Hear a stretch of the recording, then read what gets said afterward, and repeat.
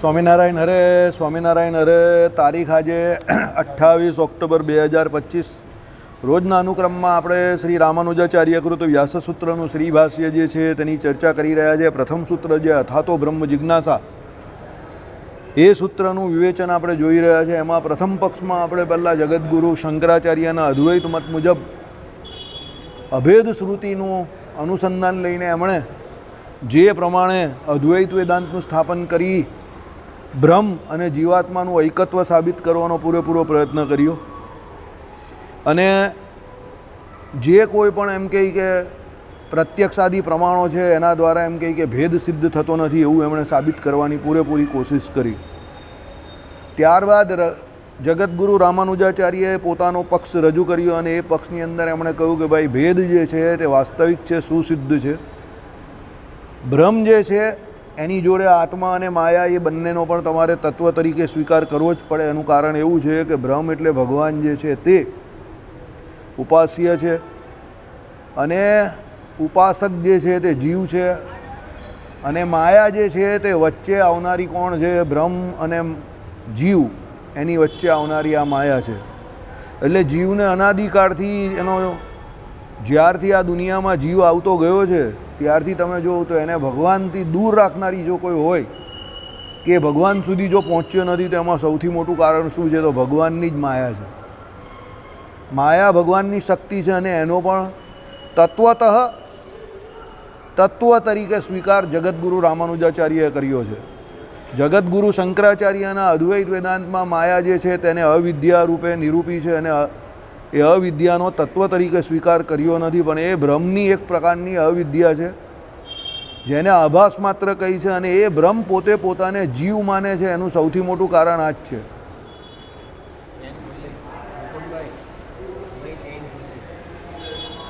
એનું સૌથી મોટું કારણ આ જ છે. શું છે? અવિદ્યા.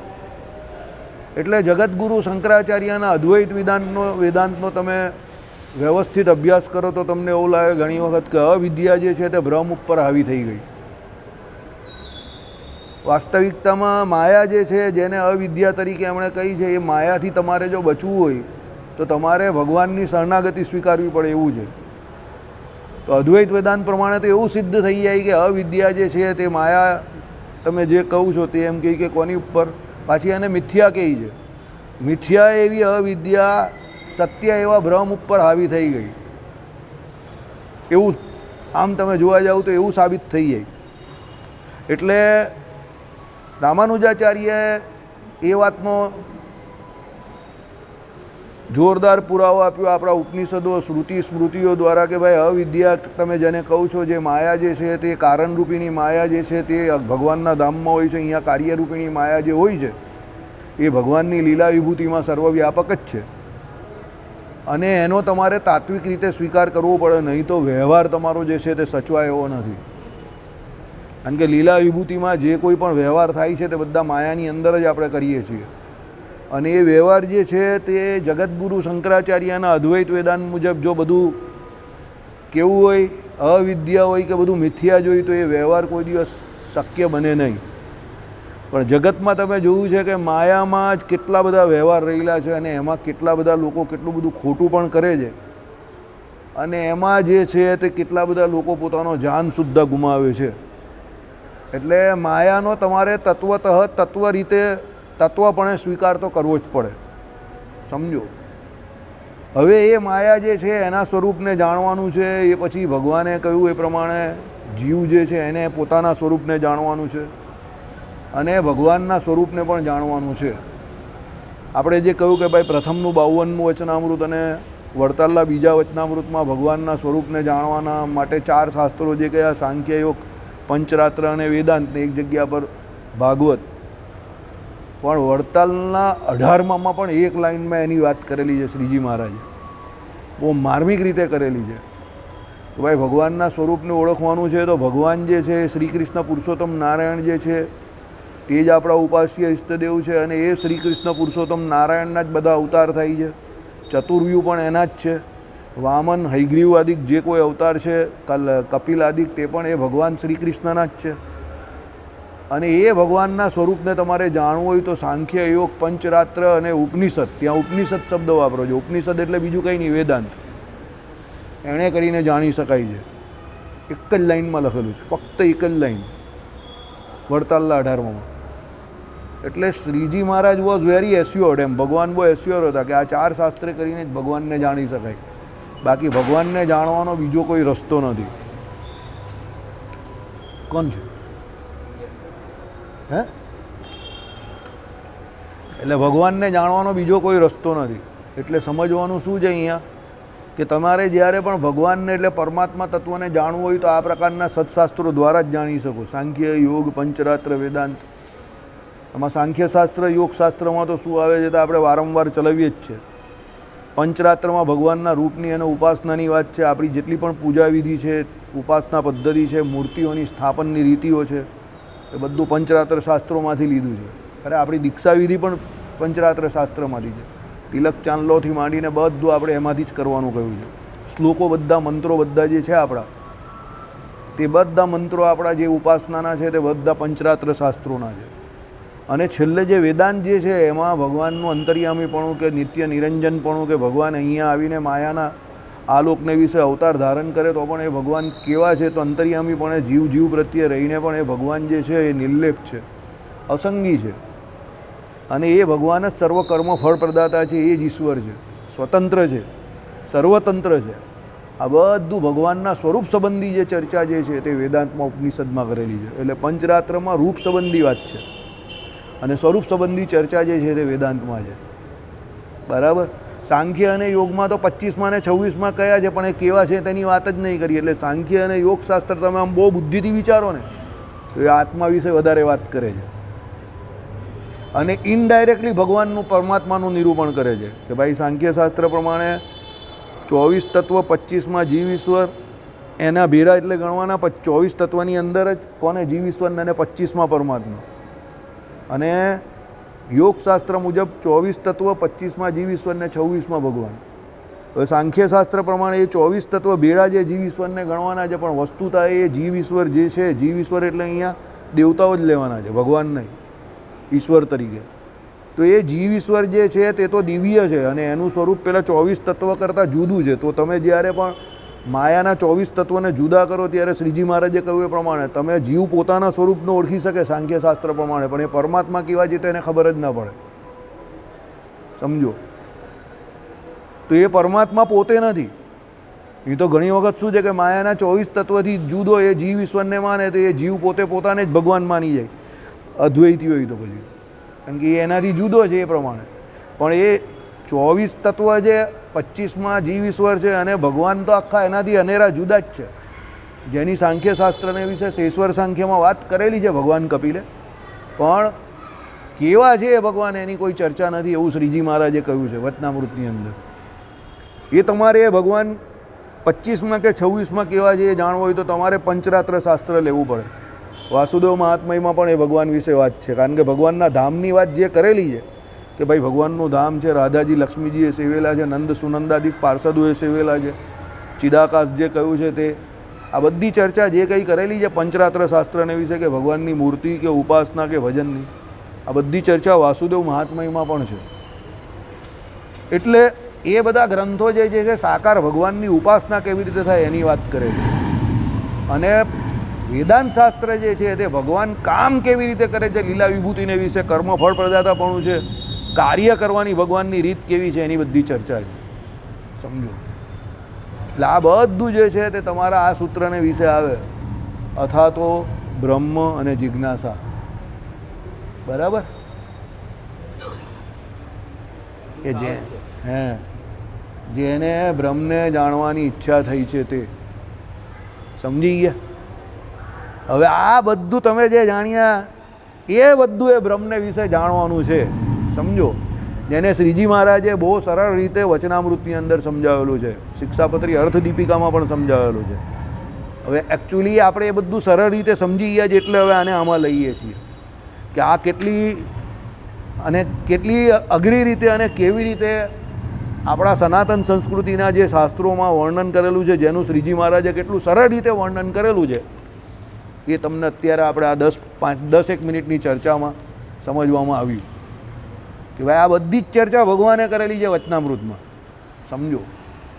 એટલે ભગવાન શ્રી હરિએ કંઈ બાકી રાખ્યું નથી. મતલબમાં તમારી નજર હોવી જોઈએ, તમને ખબર હોવી જોઈએ કે આ 11 ખેલાડી ગ્રાઉન્ડ ઉપર છે તો 12મો ખેલાડી ગ્રાઉન્ડ ઉપર આવવાનો નથી, અને આ બોલર છે તે આ બોલર મારી સામે બોલિંગ કરવાનો છે. મારે 20 ઓવર ઊભા રહીને કોઈપણ હિસાબે 180થી 90 રન કરવાના છે. એટલે એક દાડામાં મારે 1.5 રન કરવાનો છે. હવે એવા ગણો તમે કે 120માંથી હું કદાચ 30 દડા કાઢી નાખીશ તો 90 બોલમાં 180 રન. તો પછી મારે અમુક બોલોમાં ચોક્કા ને છક્કા છે એ મારવાના છે, ને અમુક બોલે સિંગલ રન પણ લેવાના છે, પણ મારે 180 રન કરવાના છે. અને મારે 11 ખેલાડી જે છે એ ગેપ બધા સમજમાં રાખવાના છે. કોણ માસ્ટર હતો આ કામમાં ખબર જ તમને? Who is master? કોણ માસ્ટર આ કામમાં હતો તે ખબર જ તમને? કે 11 ખેલાડી ગ્રાઉન્ડ પર છે અને મારે 180-90 run. Who is chase master? Virat Kohli.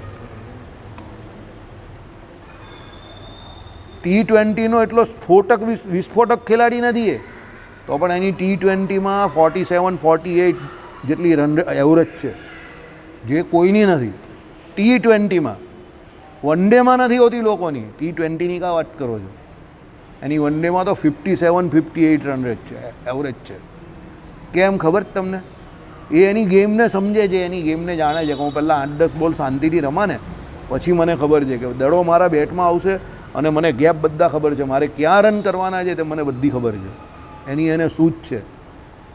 એટલે એ બહુ ચેઝ માસ્ટર એટલે છે. એ રીતે પ્રેશરમાં નથી આવી જતો કે મારે આટલા બધા રન કરવાના તો જ હું જીતીશ. પણ એ એને પ્રેશરને કન્ઝ્યુમ કરીને એને ડાયવર્ટ કરે છે. ડાયવર્ટ કેવી રીતે કરે છે? વેચીને, ડિવિઝન કરીને, કે મારે આટલા દડામાં આટલા રન કરવાના જ, આટલી ઓવર પછી આટલા ખેલાડી બહાર હશે. બોલર જો દડો નાખશે તો ઓવરમાં 2 બોલ તો એને આમ નાખવા જ પડશે. એ આ બાજુ નાખશે તો મારે કવર પરથી ચોખ્ખો જઈ શકે, પોઈન્ટ ઉપરથી જઈ શકે, મિડ વિકેટ ઉપરથી જઈ શકે, સ્ક્વેર લેગ ઉપરથી જઈ શકે. એનાથી વધારે કોઈ પણ ખેલાડી બહાર મૂકી નહીં શકવાનો. એને એ ખબર છે. એ સેન્સ એનું બહુ જબરું છે એમ. That's why he is successful. સમજો? એટલે એ કેલ્ક્યુલેશનથી ક્રિકેટ રમે છે. પાકિસ્તાનવાળા કહીને મિયાદાદને, કે જેમ 90sમાં કે 2000ની આજુબાજુ જાવેદ મિયાદાદ જેમ વન ડેમાં સારો રન ચેઝર હતો ને, એમ T20નો રન ચેઝર, T20 કા મિયાદાદ કોને? તો વિરાટ કોહલી. અને ગેપ ને એ બધું સેન્સ છે. આમાં શાસ્ત્રોમાં આવું છે આપણા કે તમારે ભગવાનને શ્રીજી મહારાજે એવી રીતે જ બધું તમને ટુકડા વચનામૃતમાં 262 વચનામૃતમાં બધું ટુકડે આ શાસ્ત્રોમાં જે કંઈ આવે છે તે સમગ્ર શાસ્ત્રોનો સાર સમજાવેલો છે. આ જ સત્શાસ્ત્રોમાં જે કહ્યું છે તે બધું વચનામૃતમાં ભગવાને કહી જ દીધું છે. પણ તો પણ ભગવાને આ જ સત્શાસ્ત્રોને કેમ પ્રધાનપણે કહ્યા છે એ તમે સમજો કે ભાઈ વચનામૃતમાં તમને ભગવાને જે સાદી ભાષામાં કહ્યું તે ઓરિજિનલી આ જ સત્શાસ્ત્રોમાં અવેલેબલ છે તે તમને ખબર પડે. કે આચાર વ્યવહારને પ્રાયશ્ચિત તો કેમાંથી લેવો? તો યાજ્ઞવલ્ક્ય ઋષિની સ્મૃતિમાંથી. સમજો? મહાભારતમાંથી 3 ગ્રંથ લીધા વિષ્ણુ સહસ્ત્રનામાથી. વિષ્ણુ સહસ્ત્રનામ ભગવાનના મહાત્મયનો છે, ઉપાસનાનો છે, કારણ કે એમાં બધા ભગવાનના નામ આવે જ ને એના ગુણ કીર્તન કરવાના છે. સમજો? મહાભારત છે તો મહાભારત શું છે? 5મો વેદ છે. ભાગવત તો ભાગવતમાંથી પાછા 10મ અને 5મ સ્કંદ, એનું પાછું બાયફર્કેશન. બરાબર? એના જે સ્થાનો કયા તે બધા સ્થાનોની ચર્ચા કરી. બરાબર? કે ભાઈ આમાં તે સર્ગ વિસર્ગ આદિ જે ભગવાનની લીલા છે, ઉત્તિ એટલે કર્મવાસના જીવની જે અનાદિ કઈ તે, બરાબર, નિરોધ લીલા જે છે તે, મન્વંતર કથા, ઈશાનું કથા, બધીની જે ચર્ચા કરેલી છે ભાગવતજીમાં. તો ભાગવત આખો એક અનુક્રમથી ચાલતો ગ્રંથ છે. મુક્તિ છે, નિરોધ છે, આ તે બધું. આશ્રયિતા, આશરો કોનો કરવાનો? તો ભગવાન શ્રી હરિનો આશરો કરવાનો. ઉત્તિ એટલે અનાદિ કર્મવાસના જે જીવને વળગી છે તે. મન્વંતર કથા એટલે જે આપણે ત્યાં બધા મનુઓ જે છે તેના એક મન્વંતરમાં કયા કયા ભગવાનના અવતારો થયા તે. ઈશાનું કથા એટલે આપણે ત્યાં ભગવત ભક્ત જે રાજા મહારાજાઓ થઈ ગયા એના ચરિત્રો આવે તે. આ બધી વાત ભગવાને કરેલી જ છે વચનામૃતની અંદર. હેવ અ લુક, ધ્યાનથી વાંચો એને, સમજો. બરાબર? વાંચો એના માટે નહીં કે ભાઈ કોઈની જોડે શાસ્ત્રાર્થ કરવો છે કે કોઈને હરાવી દેવો છે કે કોઈ કહી તને તાત્કાલિક પુરાવો આપી દેવા છે. એવું કંઈ નહીં કરવું. જે કરે છે એની જોડે આપણે કોઈ વિરોધ નથી, કરવા દેવું, લેટ ધેમ ડુ. આપણે એવું નહીં કરવું. આપણે ભગવાનને ઓળખવા માટે આ બધું વાંચવાનું છે કે હું મારું તો કરું, પછી સત્સંગ જે કરવાનો છે એ કેવી રીતે ભગવાનની આજ્ઞાથી ભગવાને કહ્યું એ પ્રમાણે. વડતાલના 17માં સત્સંગ વધવો કે ઘટવો કોના હાથમાં છે? શ્રી કૃષ્ણ નારાયણના હાથમાં છે. એટલે આપણે એવો કોઈ આગ્રહ ન રાખો કે બધા આખું જગત સત્સંગી થઈ જાય. પણ જેટલા ભગવાનની ઈચ્છાથી જેટલા મુમુક્ષો આપણી પાસે આવે અને જેટલા ભગવાનના સ્વરૂપ સંબંધી આપણી જોડે વાતચીત કરે તો એને આપણે શાંતિથી કહેવાનું, એને શ્રદ્ધા હોય તો. પણ બધા પુરાવા માંગ કરતો હોય બધી બાબતમાં, તો એને કહેવાનું ભાઈ પુરાવા માંગવાની વાત કરે છે તું તારા મા બાપનો દીકરો છે તો DNA ટેસ્ટ કરાવેલો છે? એનો પુરાવો કોઈ માંગે છે? એનો પુરાવો કોઈ નહીં માંગતું. માની જાય જ ને કે આજ મારા બાપા છે ને આજ મારી મા છે, તો ભાઈ આમાં માની જાય નહીં. તો એટલી શ્રદ્ધા તો એને હોવી જ જોઈએ કે શાસ્ત્રોમાં જે લખેલું છે તે સાચું લખેલું છે. અને બીજું, શાસ્ત્રોને જણાવનારો કે એનું વિવેચન કરનારો એ જે વ્યક્તિ છે એની ઉપર પણ એને વિશ્વાસ જોઈએ, તો જ એની શ્રદ્ધા જે છે એ શાસ્ત્ર પ્રત્યે અને શાસ્ત્રોના કહેનાર વ્યક્તિ પ્રત્યે કહેવાય. તો જ એ શ્રદ્ધાવાન લભતે જ્ઞાનમ, તો આગળ વધે આ માર્ગમાં. બાકી અહીંયા જાણો તો માનો એવું જ છે. એટલે અહીંયા જાણીને માનવાનું છે, પછી તમે દેખો તો માનો એવું કરવા જશો તો નહીં ફાયદો. અહીંયા તો માનો પહેલાં પછી દેખો. અહીંયા બધું માની લેવાનું છે પહેલાં, જે શાસ્ત્રોમાં લખ્યું તે સાચું છે, પછી તમને દેખાશે. સમજો. પણ તમે એમ કહેશો કે મને દેખાવું જોઈએ પછી માનીશ, એ કંઈ દેખાય નહીં. કારણ કે એના માટે શ્રદ્ધા જોઈએ ને તમને. શ્રદ્ધા તો છે નહીં રૂપિયાની. સમજો. એટલા માટે શ્રીજી મહારાજે કહ્યું કે 8 સત્શાસ્ત્રો જે કંઈ છે તે ભણાવવા, કે એના દ્વારા તમને ભગવાન સંબંધી, પોતાના સંબંધી અને માયા સંબંધી જે કોઈ જ્ઞાન જે છે એ થશે. અને તમારું મન જે ખોટા ઘાટ સંકલ્પ કરતું હશે ને એ શાંત થઈ જશે. એટલે શાસ્ત્ર અભ્યાસ કરવાનો છે. શાસ્ત્રાર્થ કરવા માટે કે કોઈને હરાવવા માટે શાસ્ત્રાર્થ નહીં કરવાનો. પોતાના જીવના રૂડા માટે, બીજાના જીવના રૂડા માટે શાસ્ત્ર જે છે એ ભણાવવા જરૂરી છે. કોઈને હરાવવા માટે એનો કોઈ ઉપયોગ નથી. કારણ કે તમે કોઈને હરાવશો ને એટલે એની અંદર રહેલા ભગવાન જે છે ને એ રાજી નહીં થાય. એ હરાવવાવાળી ને જીતવાવાળી વાત છે ને જગતમાં જ બરાબર છે. ભગવાન શ્રી હરિએ ખંડન કરેલું છે બીજા મતોનું. મુક્તાનંદ સ્વામી, નિત્યાનંદ સ્વામી આદિ જે સંતો જે છે એ પણ સભાઓ જીતવા ગયા છે, પણ સભા જીતીને લોકોના દિલ અને લોકોને જીતીને આવેલા છે. મારામારી કે ઝઘડો કે પછી ખૂનામરકી કે એવું નથી કર્યું, કે અપશબ્દો નહીં. સમજી ગયા? શાસ્ત્રાર્થ ક્યારે થાય કે સામેવાળો વ્યક્તિ પૂરેપૂરો વિવેકશીલ હોય અને શાસ્ત્રોના અર્થને સમજનાર હોય. શાસ્ત્રોના અર્થને સમજતો નહીં હોય, ભેંસ આગળ ભાગત કરવાની ને છેલ્લે મારામારીને ઝઘડો કરવાનો હોય, તો એ કરવાનું કોઈ એનાથી કોઈ મગજ એ કોઈ સિદ્ધ નહીં થવાનું. એનાથી કંઈ કોઈને ફાયદો નહીં થાય. તમને પણ ન થાય, એને પણ ન થાય, ઉલટી સંબંધ બગડશે. એટલા માટે આ બધા શાસ્ત્રોમાં જે કંઈ વાતો કરેલી છે તે સમજવાની છે. કે અથવા તો બ્રહ્મ જિજ્ઞાસા, એમાં બ્રહ્મને જાણવાનું છે. તો કેવી રીતે? તો આ બધા શાસ્ત્રો દ્વારા જ જાણવાનું છે. એટલે એ શ્રુતિ સ્મૃતિના પ્રમાણો બધા અહીંયા બંને આચાર્યો આપેલા છે. અત્યારે આપણે જોઈ રહેલા છે તે શ્રુતિઓના પ્રમાણો જ જોઈ રહેલા છે કે ભાઈ જીવાત્મા જે છે તે સ્વયં પ્રકાશ છે, તો કેવી રીતે સ્વયં પ્રકાશ છે, તો એના બધા પ્રમાણો આપણે જોઈ રહેલા છે. ગઈકાલ સુધી આપણે એ જ જોયા. હવે આગળ જ્ઞોત એવ બ્રહ્મસૂત્ર 2:3:19, એટલે તે જ કારણથી આત્મા, જ્ઞ એટલે જ્ઞાતા છે, માટે સ્વયં પ્રકાશ એવો જે આત્મા તે જ્ઞાતા છે, ફક્ત જ્ઞાન જ નથી, પોતે પ્રકાશરૂપ છે, તેથી તે કોઈનો પ્રકાશક થાય જ. પોતે પ્રકાશરૂપ છે એટલે જ બીજાનો પ્રકાશક થાય. જો પોતે પ્રકાશરૂપ ન હોય તો બીજાનો પ્રકાશક થાય નહીં. બહુ સિમ્પલ, બહુ સારી વાત કહી છે. તમે પોતે કોઈ વિષય ઉપર જાણકારી ધરાવતા હોય ને તમને કોઈ પૂછે તો તમે એ વિષયની જાણકારી પેલાને આપી શકો, પણ તમે જ ન જાણતા હો તો કેવી રીતે આપો?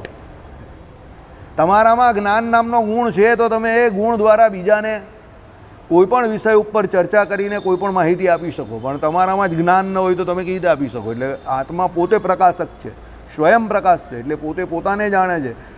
એ સ્વયં પ્રકાશ છે એટલે પોતે પોતાને પણ જાણે છે, અને સ્વયં પ્રકાશ છે એટલે એનું જ્ઞાતાપણું પણ છે. જો એનામાં પોતાનામાં જ પ્રકાશ ન હોય એટલે જાણપણું ન હોય તો એ બીજા વિષયને પણ જાણી શકે નહીં. એટલે એ બીજા વિષયને જાણે છે, એમાં એની પાસે પોતાનું જાણપણું છે. સમજો?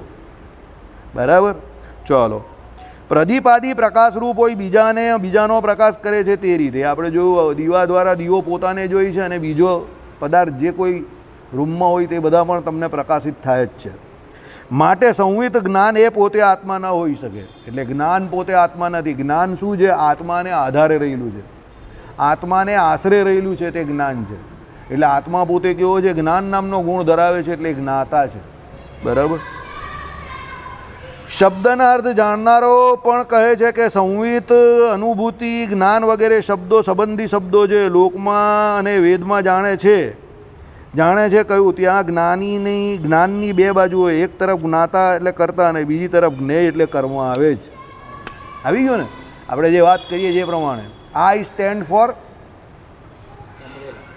જ્ઞાતા, અમરેલા, બરાબર, અને યુ સ્ટેન્ડ ફોર જ્ઞેય એટલે વિષય. એટલે જ્યારે પણ તમે એમ કહી કે જ્ઞાનની વાત કરો ત્યારે એક તરફ જ્ઞાતા હોય અને બીજી તરફ જે છે તે જ્ઞેય એટલે કર્મ. એટલે કર્તા અને કર્મ આવે ને આવે જ તો જ જ્ઞાનનો વ્યવહાર થાય. કર્તા જે છે એણે કર્મ કરવાનું છે, એટલે કર્તા જે છે તે શું છે? જ્ઞાતા છે. એટલે ભગવાને કહ્યું ને જે કર્તા છે તે જ જ્ઞાતા છે, અને કર્મ જે છે તે શું છે? તો એ જ્ઞેય છે, એટલે એ વિષય છે.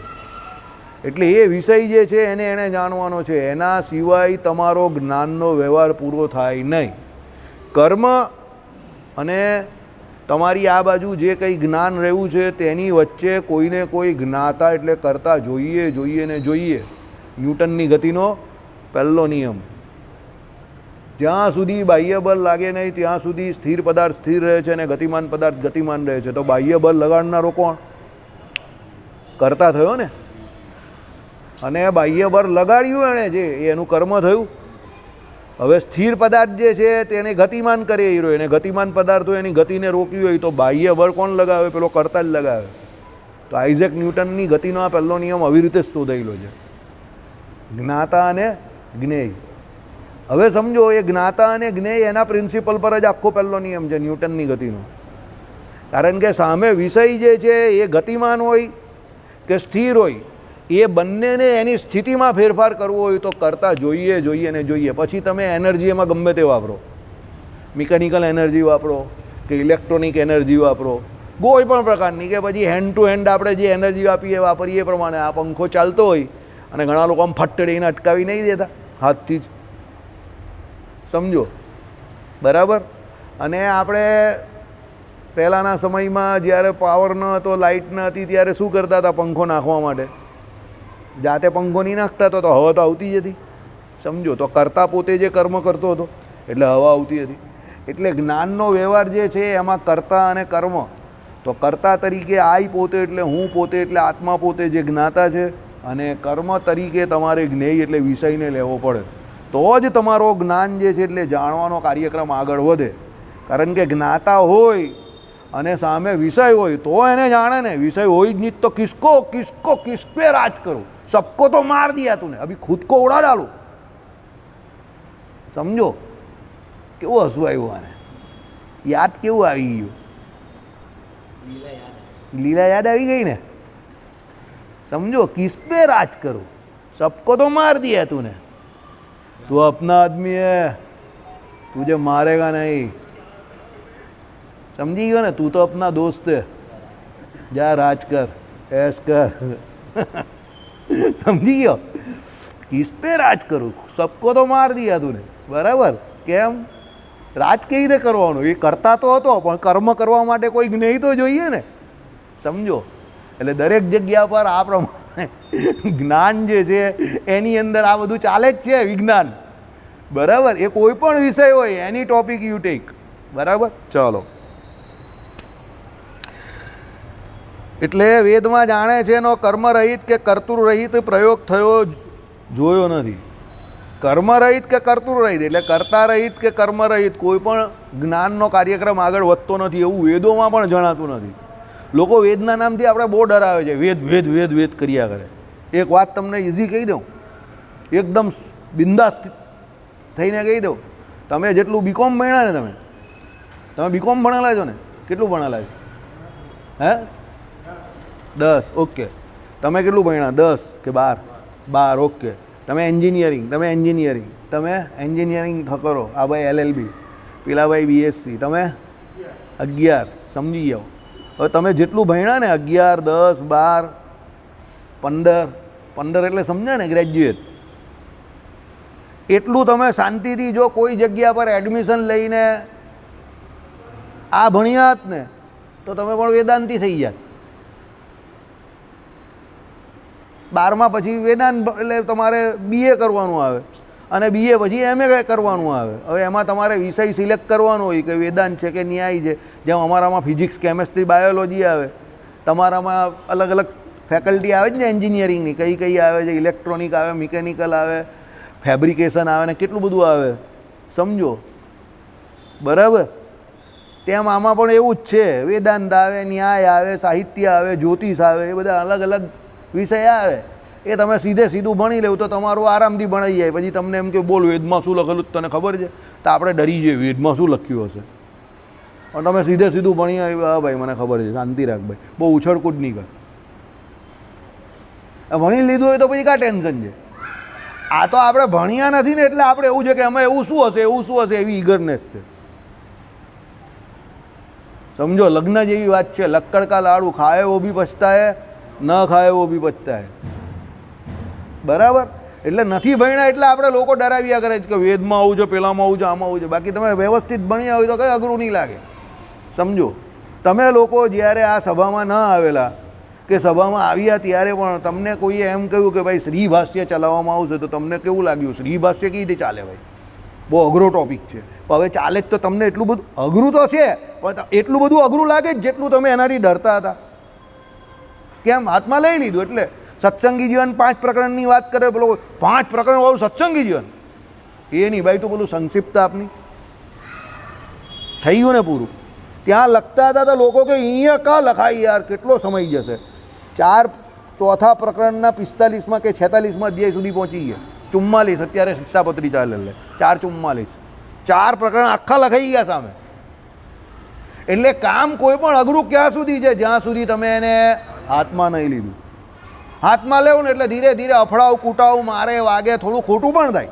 હું એમ નહીં કહેતો કે બધું તમારું સાચું જ પડે, અમુક જગ્યા પર ભૂલ પણ થાય, પણ એ ભૂલ સુધરી પણ જાય પાછી. એવું નથી કે ભૂલ જ રહી. તમે જો સાચા દિલથી પ્રયત્ન કરો તો એ ભૂલ સુધરી પણ જાય. અને તમને એ પણ ખબર પડે કે કાં ભૂલ થાય, કાં ભૂલ ન થાય, કોની સામે થાય, કોની સામે ન થાય. એ પણ તમને એક્સપિરિયન્સ જ શીખવાડે. પણ કંઈક કરવા બેસો તો શીખવાડે ને. હરિદિગ્વિજય, 9મો અને 10મો ઉલ્લાસ.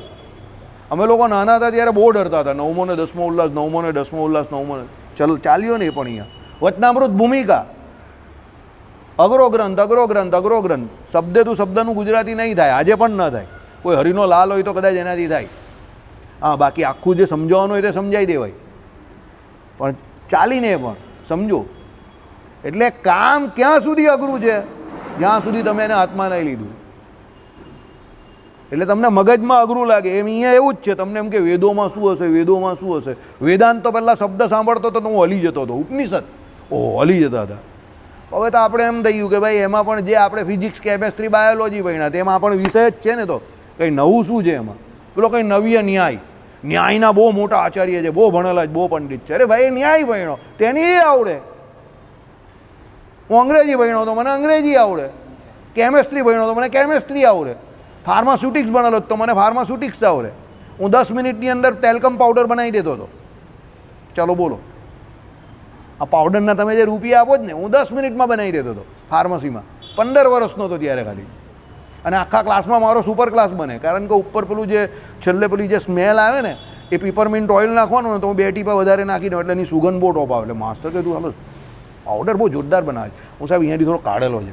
હા એમ કે તારી ચામડી એવી જ છે, તું કાઢતો લાગે છે અંદરથી. પાવડર તો આપણો ઠીક હોય, પાવડરમાં હોય શું? પેલો જે ખડો હોય ને, ખડિયો, તો આપણે પેલી આપણે એ હોય ને, શું કહીએ પેલે ચટણી વાટી એને શું કહીએ પેલું ખાંડણો, એ હોય અમારો પણ ત્યાં. એ ખાંડણામાં જેટલો વધારે ઘૂંટે ને એટલે પાવડર સારો બને. બીજું શું આવે અંદર? બરાબર આપણે તાકાત લઈને એને ઘસી નાખવાનો અને છેલ્લે પીપરમિન્ટ ઓઇલના 2-4 ટીપા નાખીને બરાબર લઈ દો. સુગંધ આવે અંદર જોરદાર. એ ત્યાં આપે ને એ લોકો, એ બધું ત્યાં આપે. બહુ ઇઝી, એકદમ સરળતાથી. અરે સાબુ જો નહીં જતો હતો, સાબુ જો નહીં દેતા હતા, સમજો. પણ સાબુ તરત નહીં બને, આ પાવડર તો તરત જ બની જાય. કાઉન્ટર ઇરિટન્ટ, તમારો અમૃતાંજન બામ, વિક્સ બામ એ પણ બનાવી દેતા હતા અમે લોકો. તો તમને અત્યારે કેટલું અઘરું લાગે કે આ બધું કઈ રીતે બનતું હશે, તો અમે લોકો બનાવતા હતા બહુ ઇઝીલી. ટેબ્લેટ પણ બનાવી દેતા હતા. સમજો, ટેબ્લેટ બનાવવાના મશીન હોય એટલે ફોર્મ્યુલેશન તમારે બનાવવાનું, પછી મશીનમાં બધું મૂકી આવવાનું, એટલે 2 દિવસ 3 દિવસ એને ટેબ્લેટ બધી બહાર આવી જાય. તમારી ટેબ્લેટ તમને જોવા મળે કે તમે હવે બનાવી એમ.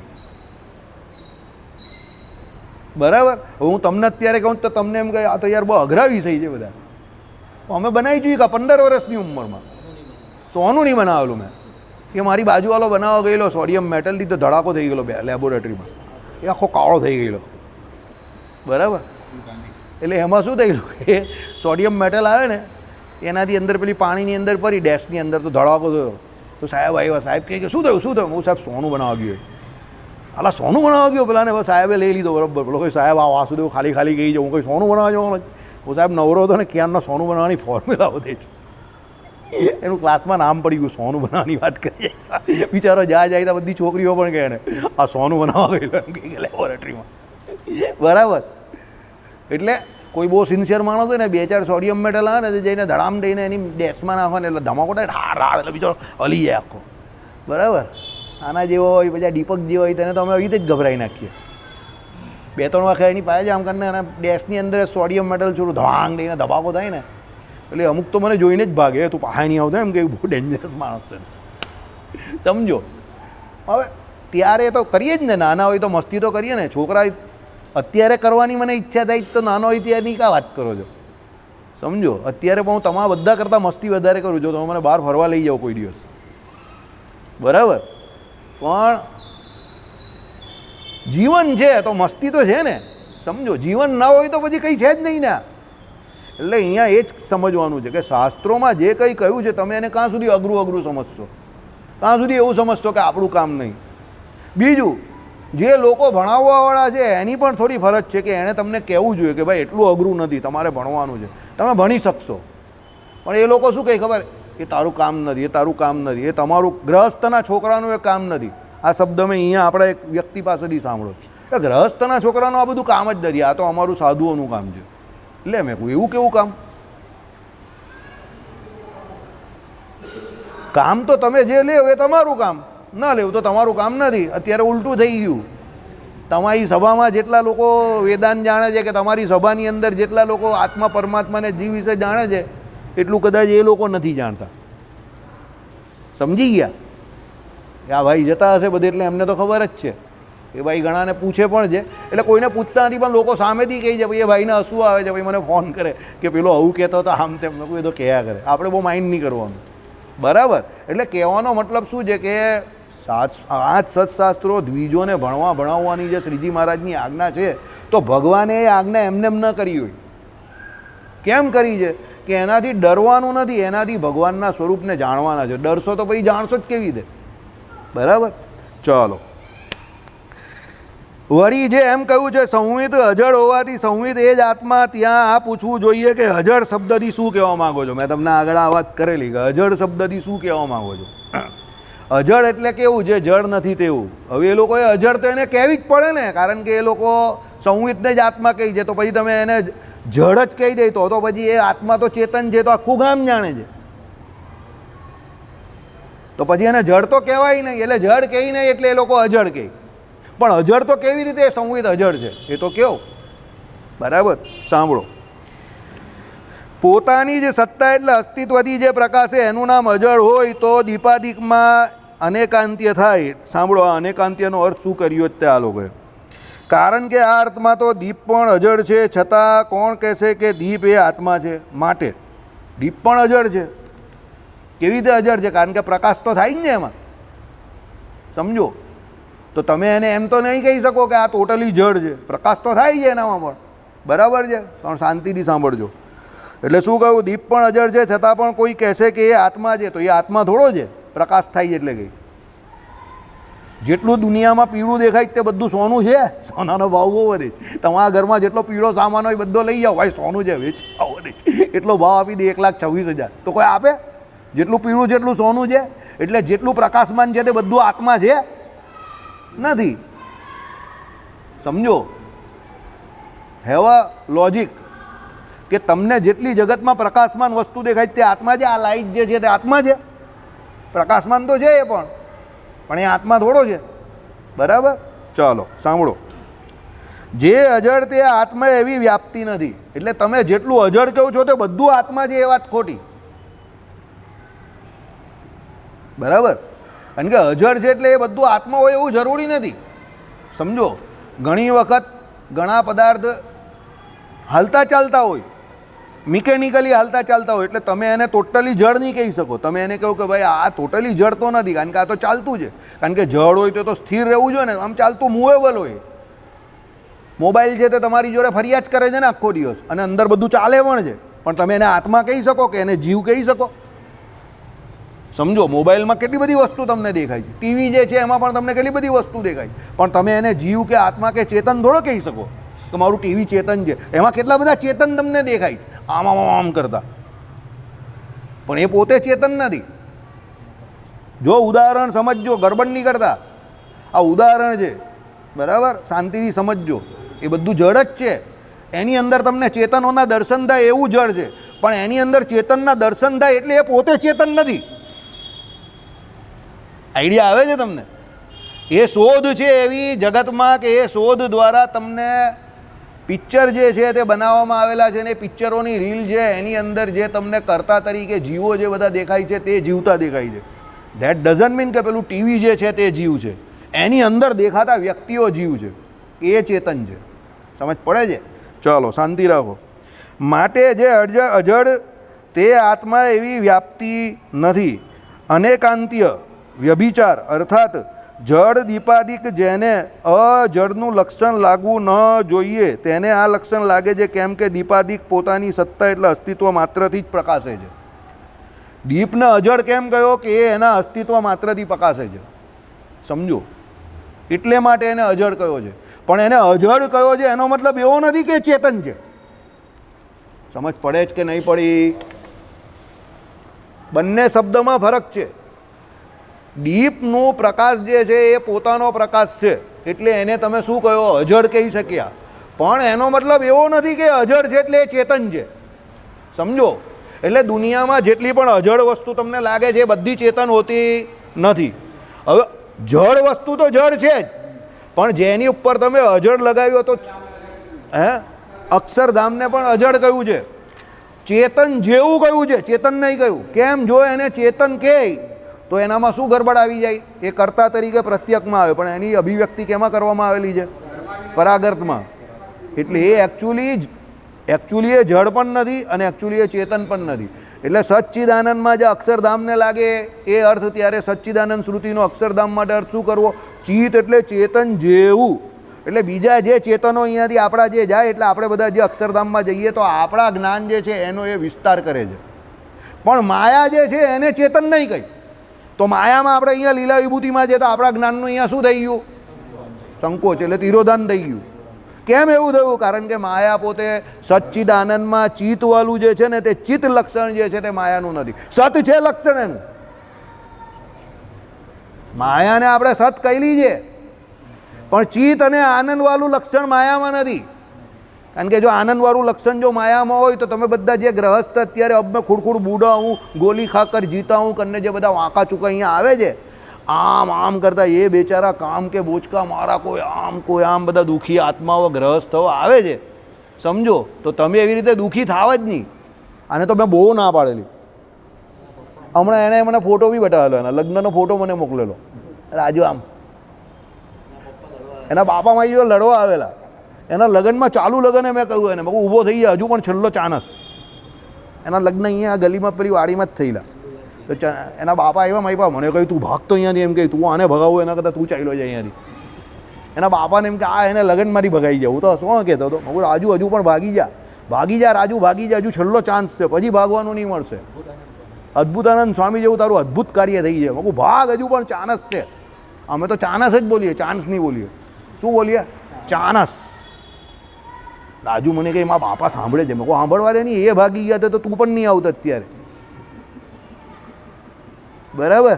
પણ યાર તારા બાપા નહીં ભાગ્યા તો તું તો ભાગી જા. તેના બાપા ભાઈ મારી પાસે તું મારા છોકરાને બગાડી નાખવાનો જ. તું ચાલ્યો જાય અહીંયાથી. મેં કહું તમે તો બોલાવ્યો, હવે હું જ કેવું ચાલ્યો જાય ને બાપા મને કે લડવાયા. રાજુ તને યાદ છે? રાજુને યાદ છે. બોલો હવે વિચારો, માયા જો સુખવાળી હોય તો પછી અબ મેં ખુડખુડ બુડાઉં, ગોલી ખાકર જીતા હું એવી હાલત થાય? બરાબર.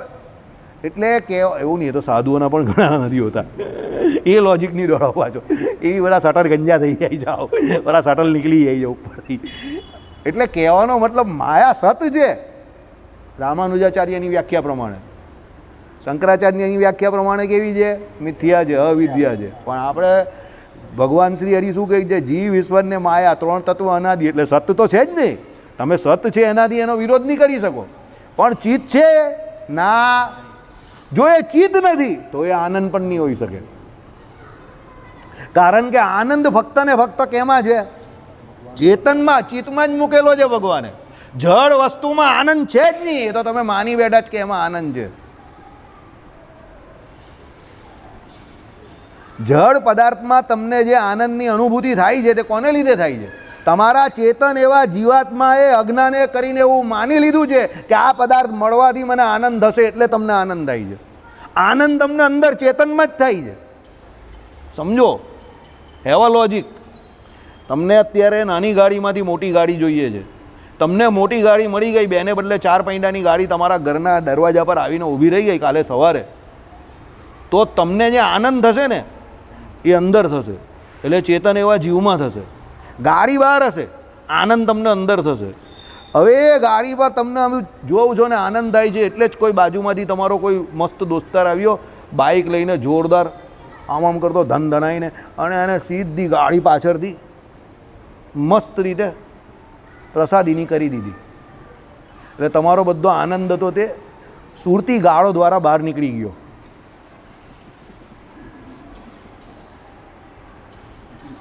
બરાબર. કઈ ગાળ? કઈ ગાળ રાજુ? કઈ ગાળ આપણે કઈ રીતે એને લગતી ઝૂલતી? બરાબર.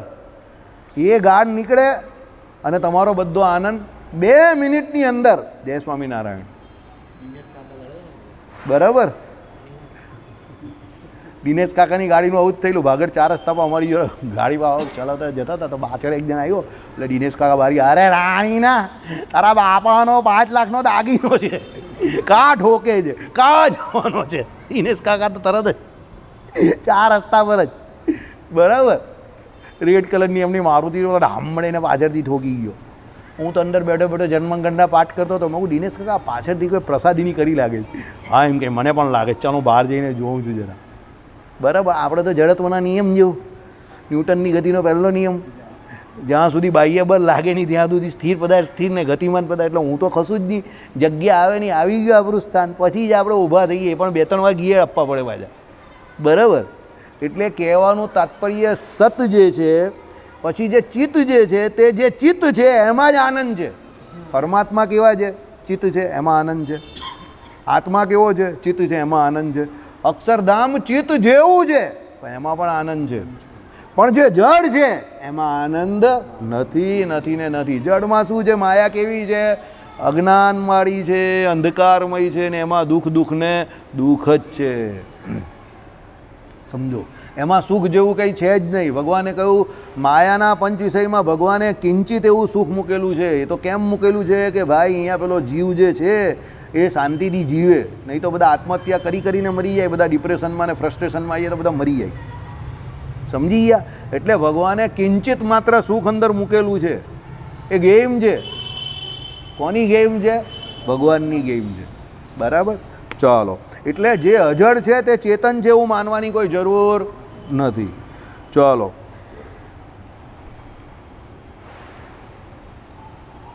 પોતાની જ સત્તા અસ્તિત્વથી જે પ્રકાશે એનું નામ અજળ. એમ હોય તો દીપાદિકમાં અનેકાંત્ય થાય.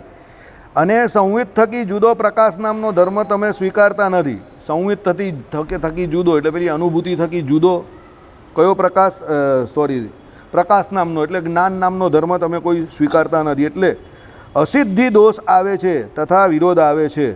સંવિત વિશે તમે જે સાધવા માંગો છો તે અસિદ્ધ છે. કારણ કે સંવિતથી જુદા પ્રકાશ એવા કોઈ ધર્મનું અસ્તિત્વ જ સિદ્ધ નથી. તમારા પોતાના સિદ્ધાંત પ્રમાણે.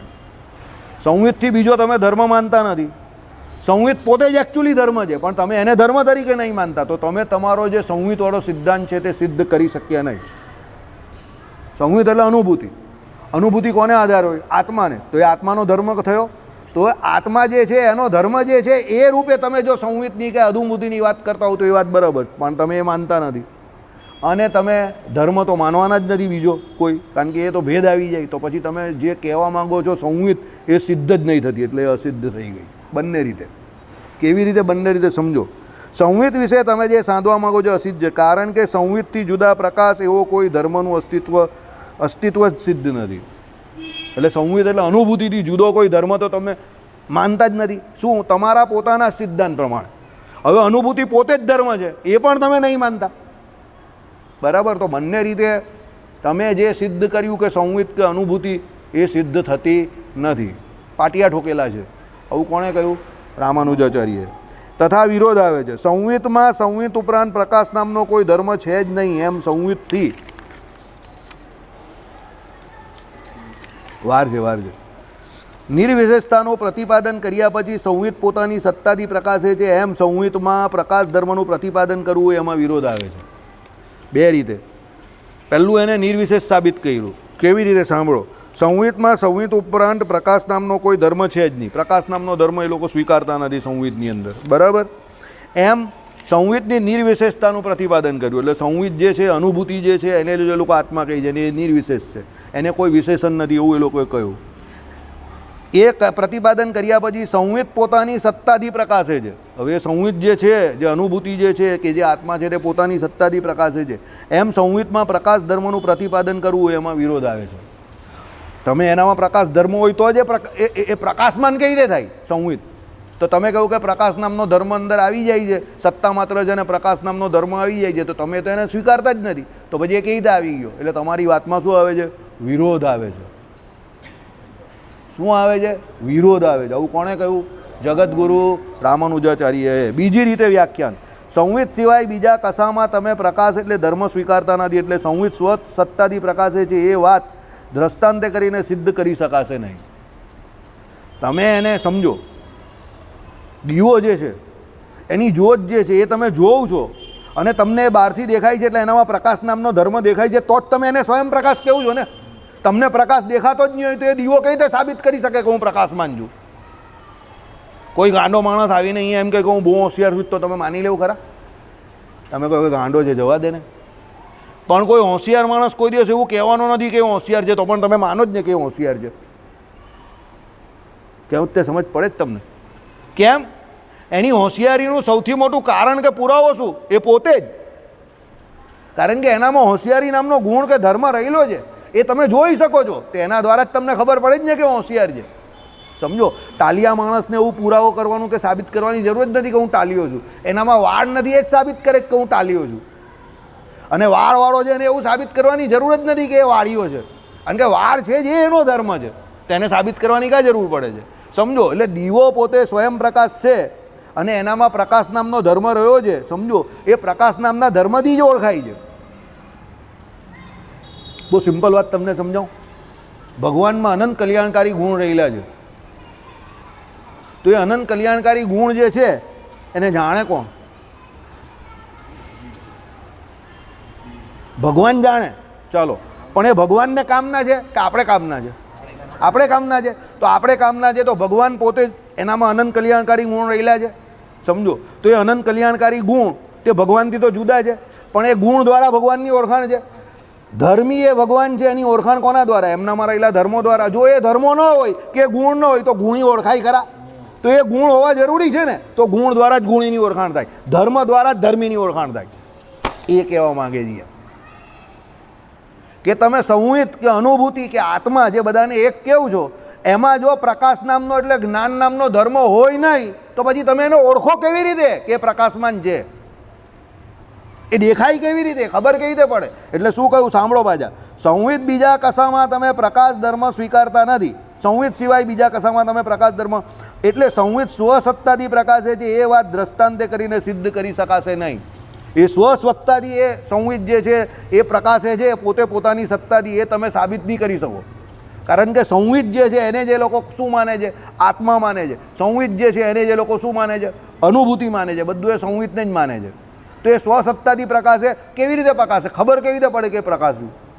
તો એ તમે એટલે ઉદાહરણ દ્વારા સાબિત કરી શકશો નહીં. એટલે શું કર્યું કે ભાઈ દ્રષ્ટાંતે કરીને સિદ્ધ કરી શકે. અને દ્રષ્ટાંત આપવા જશો તો સંવિત સિવાય બીજા કશામાં પ્રકાશ નથી, એ તમારા સિદ્ધાંતમાં વિરોધ આવશે. તમે જેવું દ્રષ્ટાંત આપો કોઈનું પણ, એટલે એનામાં ગુણ તો સાબિત કરવો જ પડે તમારે. તમે કોઈનું પણ, હું એમ કહું કે ભાઈ વિશાલ, તો કેમ આજ વિશાલ?